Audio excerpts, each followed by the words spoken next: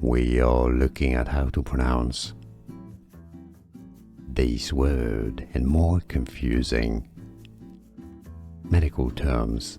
Extrapyramidal, as in side effects, extrapyramidal side effects, EPS, or extrapyramidal symptoms.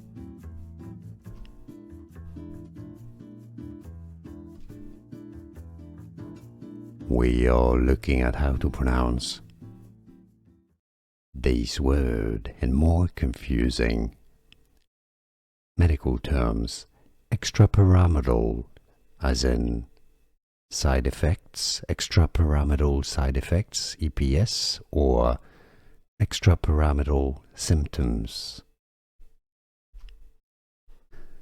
Here are more videos on how to pronounce more confusing words and names too many mispronounced. Like this video if you found it useful. I appreciate your support. I'll see you soon and thanks for watching.